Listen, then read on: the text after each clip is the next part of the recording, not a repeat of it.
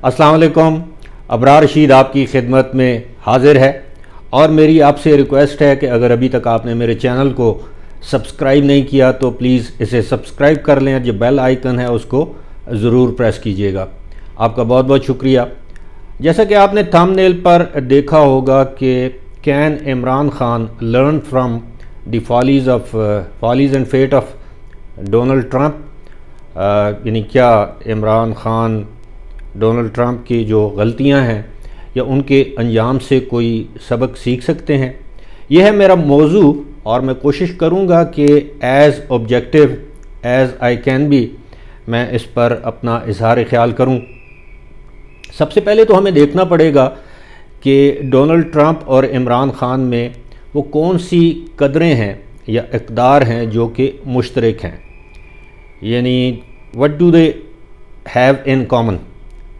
अब ज़ाहिर है बहुत से लोग मुझसे इत्तफ़ाक़ करेंगे, बहुत से लोग शायद इत्तफ़ाक़ ना करें, ये तो आपकी मर्ज़ी है, लेकिन बहुत सी चीज़ें तो इनमें कॉमन हैं और उनका मैं जो ज़ाती ज़िंदगी के हवाले से जो चीज़ें कॉमन हैं उसका तो मैं ज़िक्र नहीं करूँगा।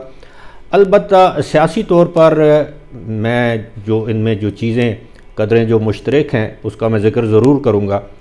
अगर आपको याद हो तो एक हालिया इंटरव्यू में इवन इमरान खान ने भी कहा था कि मीडिया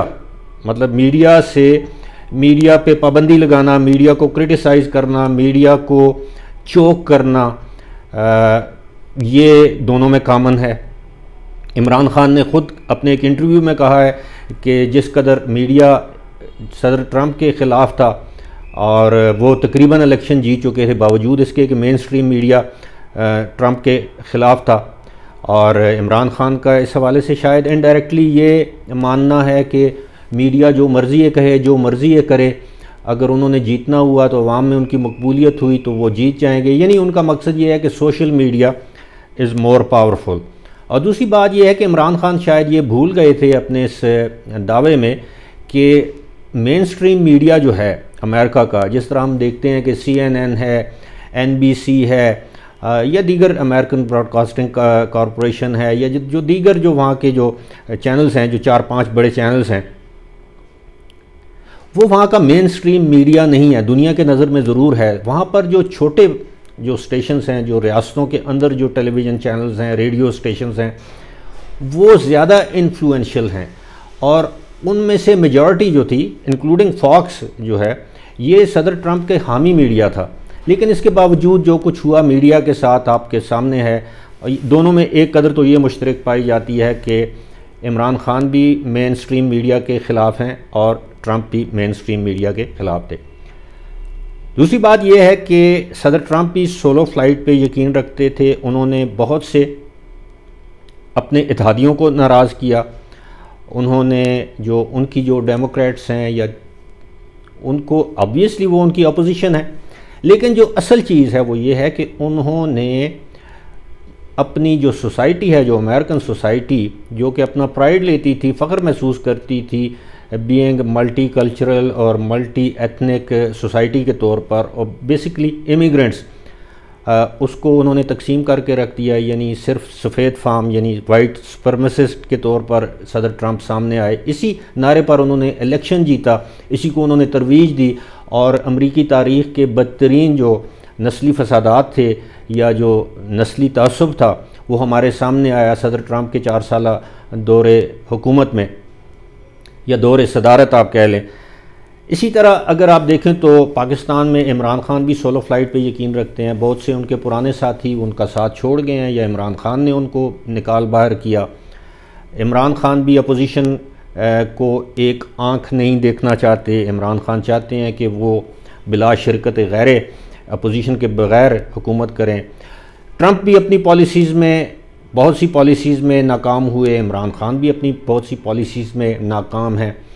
अब ट्रंप ने इलेक्शन जीतने के लिए बहुत सी चीज़ों का सहारा लिया, जिसमें एक सहारा इस मरतबा ये था कि उन्होंने जो हमारे मिडल ईस्टर्न कंट्रीज़ हैं, जो अरब ममालिक हैं, ख़ास तौर पर UAE, बहरीन, उन पर दबाव डालकर इलेक्शन से पहले इसराइल को तस्लीम करवा लिया और अब्राहम एकॉर्ड्स जो जिसे हम कहते हैं सितंबर 15 को शायद वो भी साइन हो चुके थे।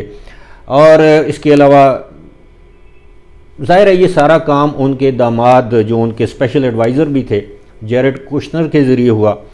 اگر آپ دیکھیں تو سعودی عرب پر دباؤ تھا، بار بار بیان بھی دیے گئے، پاکستان پر دباؤ تھا، جیرڈ کوشنر کی جانب سے، صدر ٹرمپ کی جانب سے یہ بیان دیے گئے کہ کچھ اہم ممالک جو ہیں وہ گلف یا مڈل ایسٹ ریجن سے اسلامک یا مسلم کنٹریز وہ اسرائیل کو تسلیم کر لیں گے، وہ ایک الگ بحث ہے۔ لیکن جب اب آتے ہیں کہ جس طرح میڈیا کو ناراض کیا صدر ٹرمپ نے، جس طرح اپنے مخالفین کے ساتھ ساتھ اپنے حامیوں کو ناراض کیا صدر ٹرمپ نے، جس طرح انہوں نے اپنے ایریٹک بیہیویئر سے ایک جو پبلک، جو جنرل پبلک تھی، جو عام امریکن سٹیزن تھا، اس کو انہوں نے نالاں کیا، باوجود اس کے کہ ان کی کچھ اکنامک پالیسیز بڑی زبردست تھیں۔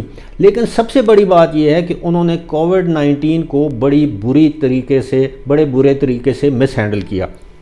آغاز میں عمران خان نے بھی اسی طرح کیا۔ عمران خان نے کووڈ کی سچویشن کو پراپرلی ہینڈل نہیں کیا۔ یہ تو اللہ کی طرف سے مہربانی ہے، اور آج دن تک WHO ایون عالمی ماہرین یہ سمجھنے سے قاصر ہیں کہ پاکستان نے کس طرح بڑے مؤثر طریقے سے کووڈ-19 پر قابو پا لیا ہے، جبکہ ساری دنیا کو معلوم ہے کہ یہ اللہ کی طرف سے ایک ہمارے اوپر انعام ہوا ہے۔ اس میں کوئی شک نہیں، حکومتی ایفرٹس بھی اس میں شامل ہیں۔ لیکن جب کووڈ-19 کے دوران آپ نے یہ بھی دیکھا ہوگا کہ بہت سے لوگوں نے مال کمایا، جس میں اس وقت کے جو ہیلتھ ایڈوائزر تھے، special assistant to prime minister on health doctor Zafar Mirza, وہ کروڑوں اربوں کما کر کھا کر ملک سے فرار ہو چکے ہیں۔ اسی طرح بہت سی اور چیزیں کامن ہیں، جس طرح اکنامک پالیسیز خاص طور پر۔ اب آپ دیکھیں کہ پاکستان اس وقت انٹرنیشنلی یعنی فارن پالیسی کے لحاظ سے بھی آئسولیشن کا شکار ہے۔ ٹرکی اور چائنا کے علاوہ فی الحال ہمیں اپنے دنیا میں کوئی اپنا دوست نظر نہیں آتا۔ سملرلی اگر آپ دیکھیں تو economic policies are totally disaster کے علاوہ اسے کیا کہا جا سکتا ہے؟ Coming back to the point کہ کیا کسی نے سوچا تھا؟ آپ یہ سمجھ لیں کہ پچھلے سال جنوری کے مہینے میں کسی نے سوچا تھا کہ جنوری 2021 میں صدر ٹرمپ کے ساتھ تاریخ کیا سلوک کرے گی؟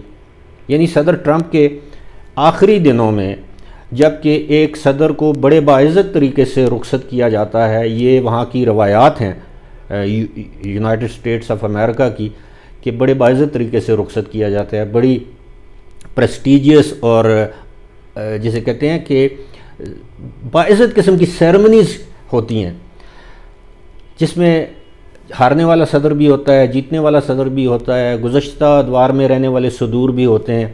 لیکن ٹرمپ کے نصیب میں یہ سب کچھ نہیں تھا۔ آخری وقت میں اس کو اللہ تعالیٰ نے جس طرح رسوا کیا ہے وہ آپ سب کے سامنے ہے، یعنی دنیا کا طاقتور ترین صدر یا دنیا کے طاقتور ترین ملک کا با اختیار صدر آج بے اختیار صدر کے طور پر وائٹ ہاؤس میں محصور ہے، ہاسٹیج بنا ہوا ہے۔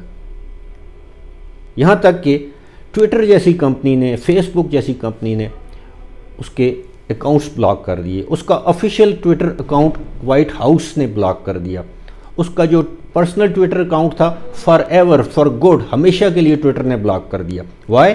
فار انسائٹمنٹ ٹو وائلنس، لوگوں کو تشدد کی طرف اکسانے کی پاداش میں۔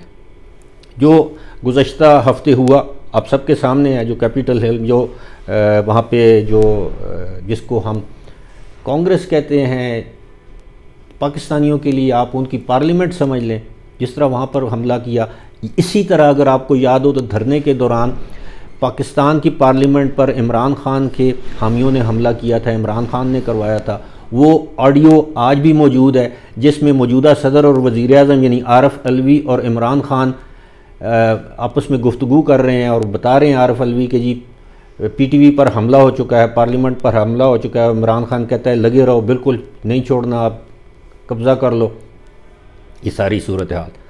اب نینسی پیلوسی جو وہاں کی اسپیکر ہیں ہاؤس کی امریکن، انہوں نے آرمی کے وہاں کی جو ملٹری کی جو ہیرارکی ہے اس سے ریکویسٹ کی ہے کہ جی صدر ٹرمپ ایسا نہ ہو بدحواسی میں، فرسٹریشن میں وہ نیوکلیئر وار نہ چھیڑ دے، یعنی وہ اتنا ایریٹک ہو سکتا ہے امریکن صدر، اور آج کل وہ ایک قسم کا محصور بن کے رہ گیا ہے وائٹ ہاؤس میں، ایک قیدی بن کر رہ گیا ہے۔ اب coming back to the basic question کہ کیا عمران خان صدر ٹرمپ کی ان غلطیوں سے کچھ سبق سیکھیں گے، ان کے انجام سے کوئی سبق سیکھیں گے؟ I wish he could, but I know he won't، کیونکہ میں عمران خان کو جانتا ہوں، he is a very stubborn man، میں نہیں، اب تو پوری قوم جانتی ہے۔ اس حوالے سے ایک جوک ہے، اس جوک کے ساتھ ایک لطیفہ ہے، ایک لطیفے کے ساتھ اپنی میں گفتگو کا اختتام کروں گا۔ لطیفہ یہ ہے کہ ایک سردار جی تھے، اور سردار جی اپنے پڑوس میں جو بندھی ہوئی ایک بھینس تھی اس کے سینگ دیکھ رہے تھے، اور یہ سوچ رہے تھے کہ اگر میرے پاؤں میری ٹانگیں اس کے سینگوں میں آ گئیں، یا اس نے اپنے سینگ میری ٹانگوں میں ڈال دیے تو کیا ہوگا۔ تو کافی عرصہ بھینس نے کچھ بھی نہیں کیا، لیکن ایک مرتبہ اس طرح ہوا کہ وہ سردار جی خود گئے اور انہوں نے اپنی ٹانگیں جو ہیں بھینس کی سینگوں میں پھنسا دیں، اور بھینس نے کیا کرنا تھا، اس نے اپنے سینگ جھٹکے، سردار جی کی ٹانگیں ٹوٹ گئیں، اور سردار جی اسپتال پہنچ گئے۔ اور جب ان کا پڑوسی جس کی وہ بھینس تھی وہ گیا سردار جی کی عیادت کے لیے اور معذرت کے لیے کہ جی میں معذرت خواہ ہوں کہ میری بھینس کی وجہ سے آپ کی ٹانگیں ٹوٹ گئیں، تو انہوں نے کہا نہیں کوئی بات نہیں، تمہاری بھینس کی وجہ سے نہیں، جو بھی ہوا اس کو بھول جاؤ، کم از کم مجھے یہ پتہ چل گیا ہے کہ بھینس کے سینگوں میں ٹانگیں اڑانے سے یہ بھینس کر کیا سکتی ہے۔ تو بات یہی ہے کہ جو لوگ عمران کو لے کر آئے ہیں ان کو معلوم نہیں تھا، وہ سوچ رہے تھے کہ یہ ملک کے ساتھ کیا کرے گا، اب ان کو پتہ چل گیا ہے کہ عمران خان ملک کے ساتھ کیا کر سکتا تھا، کیا کر دیا ہے یا کیا کر سکتا ہے۔ اللہ کرے اس ملک پر رحم ہو، اور جس طرح کے حالات واقعات ہیں آج کل، جس طرح ایریٹکلی جس طرح بیہیو کر رہے ہیں Imran Khan, he is so erratic once again, he is bashing media, he is bashing opposition leaders, he is bashing former prime ministers, defense ministers، ہر طرف بلیک میلنگ اور NRO نہیں دوں گا، کوئی ریکنسیلیشن کی بات نہیں ہے۔ اور میرے خیال میں انہوں نے ابھی 2.5 سال یا 22 سال کی جو جدوجہد اور 2.5 سال کی جو حکومت ہے اس میں انہوں نے نہ کچھ سیکھا ہے اور نہ وہ کچھ سیکھنے کی خواہش رکھتے ہیں۔ فی الحال اسی کے ساتھ مجھے دیجیے اجازت، خدا حافظ۔